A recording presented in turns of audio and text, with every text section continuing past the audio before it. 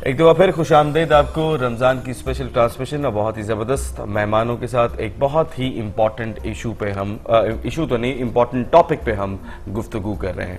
तो गुफ्तगू से पहले कि मैंने शाजी से एक सवाल डाला था उनके आगे, लेकिन एक बहुत ही अप्रिशिएटेबल बात हमने करनी है कि आज कुछ स्पेशल हमारे पास दो ऐसे बच्चे हैं जिनका आज पहला रोज़ा है। हालांकि उनकी उम्र जो है वो रोज़े के फर्ज नहीं हुआ, लेकिन फिर भी उन्होंने हिम्मत दिखाई और हुक्म भी इसी बात का है कि तुम अगर अपने बच्चे छोटे जिनके पास फर्ज नहीं है, उन्होंने हमें कॉल करके बताया अगर उन पे फर्ज नहीं है तब भी उनको रोजे रखवाओ ताकि उनको आदत पड़ जाए। लेकिन मैं बच्चों एक बात आप सब बच्चों को बताता हूं कि जो चीज फर्ज है इस साल की उम्र की, वो 10 साल और 8 साल के हैं, वो है नमाज। तो कहीं ऐसा ना हो कि बड़ों के शौक में हम रोजा तो रख लें लेकिन जो चीज फर्ज है उसको भूल जाएं। तो ये सैयद उश्तर आबाद साहब हैं, इनकी 10 साल की उम्र है माशाल्लाह। आज इन्होंने पहला रोजा रखा। अल्लाह ताला से दुआ गो हैं कि अल्लाह ताला इस रोजे की बरकतों से आपकी जिंदगी को मुनव्वर फरमाए। और इनके छोटे भाई हैं सैयद हुर अब्बास, 8 साल इनकी उम्र है।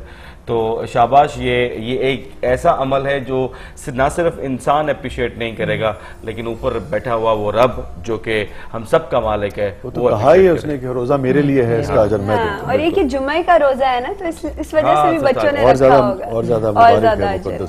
वैसे भी फेवरेट रोजा जो होता है ना शाहजी, पहला तो इस्ताईमादा रोजा बहुत फेवरेट होता है। एक कॉल है शाहजी, अब आपकी इजाजत से। जी प्लीज। जी हेलो, अस्सलाम वालेकुम।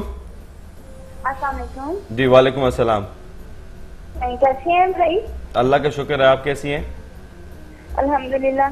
भाई मैंने ये क्वेश्चन पूछना था कि आजकल का जैसा दौर जा रहा है, ये जो कारी साहब और हमारे उलमा कराम हैं बहुत से, इनकी बातों में इस कदर तजाद है कि इंसान सोचने में मजबूर हो जाता है कि वो किसी बात को माने और किसी बात को यानी कि तो अमल में उसकी बात को ले जाए। तो मैं अभी हालिया अल्लाह का शुक्र है, पहले मैं तकरीबन 8 साल पहले आई क्रिश्चियन कम्युनिटी, तो अल्लाह पाक ने मुझसे बहुत रहमत नाजिल की, तो मैं अब माशाल्लाह मुसलमान हूँ। तो अब मेरे लिए बहुत मुश्किल बात फेस होती है कि मैं मतलब किसकी बात को मानूं, क्योंकि बहुत से फिक्के बाजी इस तरह हैं, सुन्नी हो गए, जो बंद हो गए, ये तो मैंने तो उस चीज से फॉलो करना है जो अल्लाह पाक ने कहा और कुरान पाक ने जो उसका यानी जिक्र किया है, मैंने इस चीज को फॉलो करना है। ठीक है बेटा, आपका सवाल हमने सुन लिया क्योंकि बहुत ज्यादा कॉल्स हैं। मैं माजरत चाहता हूं आपसे कि मैं आपको ज्यादा बात नहीं कर पाऊंगा, लेकिन शादी बात उस बच्ची ने बहुत ही बिल्कुल ठीक है। ये अलमिया है मुस्लिम उम्मा का और मुस्लिम कौम का कि जैसे सरकार ने फरमाया था ना कि एक वक्त आएगा कि 72 से ज्यादा फिरके जो हैं, तो हम उसकी तरफ बढ़ते चले जा रहे हैं। लेकिन इसमें एक जो पॉजिटिव पहलू है जो निकाला जा सकता है वो ये है काशिफ के ना, ये बुनियादी तौर पे फहम का फ़र्क होता है कि कुरान शरीफ की एक आयत है और उसकी जो आपने जो तशरीह की है वो थोड़ी सी मुख्तलिफ है, मैंने जो की है, मैं बात कर रहा हूँ आलिमों की, कि उलमा हजरात ने जो की वो थोड़ी सी मुख्तलिफ है। तो अगर आप दयानतदारी से और बहुत ज़्यादा बारीकियों में न पढ़ें कि इतनी बारीकी की पांचा जो है वो बहुत नीचे होना चाहिए या एक इंच ऊपर होना चाहिए, अगर इसमें ना पढ़ें तो आप अगर देखें तो इवन अहले तशरीह, अहले सुन्नत और जो बड़े प्रॉब्लम्स यहीं पे हैं, अगर आप बुनियाद पे किसी को प्रॉब्लम, अगर आप इनको भी देखेंगे तो वो भी कोई आपसे ये नहीं कहेगा आलिम कि सूद खाएं, कोई ये नहीं कहेगा कि शराब पिएं, कोई ये नहीं कहेगा कि हराम खाएं, कोई ये नहीं कहेगा कि रिश्वत करें। तो अगर आप कोई ये नहीं कहेगा कि रोजे ना रखें, तो अगर आप देखें तो इस बहुत सारे मामलात पे इजमाए उम्मत है। और तमाम तर यानी कि इख्तलाफात के बावजूद जो बुनियादी चीजें जो सोसाइटी का सोशल स्ट्रक्चर बनाती हैं या शख्सियत को कायम रखती हैं, उनके अंदर को बहुत बड़ा इख्तलाफ नहीं है। चाहे आप अहले सुन्नत वल जमात से हैं, चाहे आप जिसको हम वहाबी कहते हैं, चाहे आप किसी और उससे हैं, जितने भी फिरके हैं, को बहुत मेजर इख्तलाफ नहीं है। कुछ इनके दरमियान में है, कुछ यार लोग उसको हवा दे देते हैं। हमारी आदत भी है कि हम बुरी चीजों को ज्यादा वो करते हैं। तो परसेप्शन का और फहम का फर्क है इन सब के दरमियान। आपने बहुत पॉजिटिव तरीके से इस बात का जवाब दिया जो कि बहुत अच्छा लगा। अच्छा, एक और बहुत इंपॉर्टेंट सवाल है आपसे, और वो सवाल ये है कि एक ऐसी ही राय कायम करने की कोशिश की जा रही है, कुछ लोग हाईजैक करना चाह रहे हैं इस दीन को, और वो ये बताना चाह रहे हैं कि हमारे दीन में औरत के लिए एजुकेशन के दरवाजे ही बंद हैं, उसको तालीम देनी ही नहीं चाहिए। तो वो जो एक गलत सूरत पेंट हो रही है, हालांकि ऐसा है नहीं, तो हमें उसके लिए क्या करना चाहिए? क्या लड़ पड़ना चाहिए उनसे, या उनको भी वो जो भटके हुए हैं उनको साथ लेके चलना चाहिए? क्योंकि मेरा ये ख्याल है कि शायद एक बड़ी इंपॉर्टेंट बात है कि जब इंडिया से लड़ाई होती है ना, तो हमारे दानिश्वर कहते हैं कि जंग जो है वो किसी मसले का हल नहीं है, सुलह करो सुलह करो सुलह करो। इधर जो लड़ाई हो रही है तो हर कोई कह रहा लड़ो लड़ो लड़ो लड़ो, सुलह करने की तो कोई बात ही नहीं कर रहा।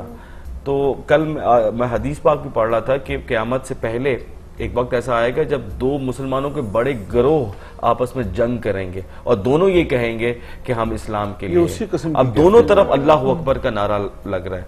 तो क्या किया जाए मैम? आप कुछ होप बताइए कुछ। बेसिकली मैं तो फील करती हूँ जी कि एक माँ, एक लड़की, ये माँ ही तो है जो बेसिकली तरबियत देती। पहले भी तो अनपढ़ माहें थी जो स्कूलों में नहीं जाती थी, पर उनकी वैल्यू से उनके किरदार थे। लेकिन मैम जिनकी हम बात कर रहे हैं ना जी, वो तो माँ को निकलने नहीं दे रहा। वहाँ तो मेरा ख्याल है माँ को बड़ा रोल अदा नहीं करने दे रहे। वहाँ पे बड़ा जो है ना झगड़ के रखा है उसको जी, जो स्कूल तबाह कर देते हैं, जो कहते हैं कि औरत को तालीम के जेवर से आरास्ता करना ही नहीं चाहिए, हालांकि ऐसी बात हमारे दीन में है ही नहीं। ये गलत है बिल्कुल, क्योंकि मैं समझती हूँ कि ये मसावात की जो आपने बात की, इक्वालिटी, एक पढ़ी लिखी माँ होगी वो पूरी नस्ल अपनी बेहतर और खूबसूरत बनाएगी। देखिए, तालिबान का जो मसला है ना वो बड़ा पेचीदा कर दिया गया है। बुनियादी तौर पे तो ये वो लोग तालिबान जो तालिबे इल्म थे मदरसों में, जो इल्म के लिए आते थे, और यहाँ भी आपने बात उनको की है, वो हवा देने वाले बहुत जी, हवा देने वाले बहुत। तो बुनियादी तौर पे तालिबान अफगानिस्तान में भी जो उनका निजाम था, अगर आप उस पर नजर डालें तो, और रोजे वो भी रख रहे हैं, वो भी रख रहे हैं। अफगानिस्तान में जो निजाम था जिसमें फिर अलकायदा आ गई, वो एक बहुत ही शानदार उन्होंने निजाम वहां देने की कोशिश की थी। और वो चूंकि जदीद दुनिया से कटे हुए लोग थे, लिहाजा जदीद दुनिया की जो बहुत सारी तब्दीलियां हैं वो उनसे आगाह नहीं थे। लेकिन उनके मुसलमान होने में और उनका भी फहम का फर्क था, फहम इस्लाम की वजह से उनके अंदर भी इस किस्म के मसाइल थे। लेकिन अगर अमेरिका हमला नहीं करता और उनका पाकिस्तान के साथ और दीगर दुनिया के साथ रब्ता रहता, तो वो खुद भी मुल्ला उमर वगैरह या दीगर जो तालिबान है वो ये कहते हैं कि हम अपने अंदर तब्दीलियां ला रहे थे और हमसे गलतियां हुई हैं इस मामले में। बाद में ये हुआ कि तालिबान के अंदर बहुत सारे जराइम पेशा अफराद जो हैं वो आ गए। इस किस्म की जितनी भी एक्टिविटी, मेरा सवाल जो है ना, आपने उसका जवाब नहीं दिया। मैं ये बात तो सब कुछ ठीक है, ये तो आपने उसकी हिस्ट्री बता दी। नहीं, मैं उसी तरह उसका हल, इसके अंदर बहुत सारे जराइम पेशा लोग आ गए।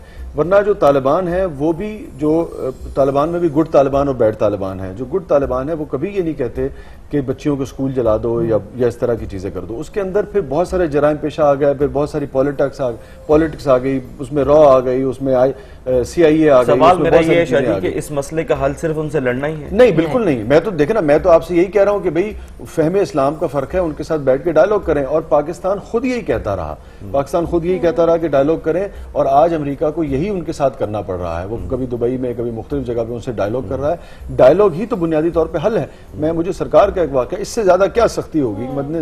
मस्जिद नबवी में एक आदमी आया और उसने आके वहां पे पेशाब करना शुरू कर दिया, तो साहबी उसको मानने के लिए दौड़े, तो सरकारी दौरान में रोक दिया और पहले कहा कि इसको लेट हिम फिनिश फर्स्ट, चूंकि इस प्रोसेस के दौरान अगर आप किसी को रोक दें तो उसके लिए बहुत तकलीफ का बायस होता है। तो ये रहमतुल आलमीन भी आपको इसीलिए कहते हैं। एक वाक़े से हमें सैकड़ों सीखने की चीजें मिलती हैं। दूसरी चीज आप ये देखें कि दरगुजर और मामला फहमी क्या है। उसके बाद फरमाया कि इसके ऊपर पानी डाल दो, फिर उसको बुलाया और उसको बिठाया और उसे समझाया। मुझे बताएं कैसे मुमकिन था कि वो शख्स आपके रास्ते पे ना, इस तरीके से वो ज्यादा अच्छा सीखा ना कि उसको मारा जब आप एक ड्रोन करते हैं, एक ड्रोन मारते हैं, तो उसकी वजह से ज्यादा आप देखिए कि उसके मुखालिफिन जो पैदा होते हैं। और फिर उससे जब आप डायलॉग करें, फिर वहां पे जो बेशतर ये इलाके हैं, यहाँ पे गुर्बत बहुत ज्यादा है। जदीद दुनिया में जो तब्दीलियां हो चुकी हैं, जिनके साथ इस्लाम को और इस्लाम आलमों को कोप अप करना होगा कि इन तब्दीलियों के साथ मुसलमान को चलना है, वो भी उनको समझाना होगा। शाह जी, बहुत बहुत शुक्रिया आपका।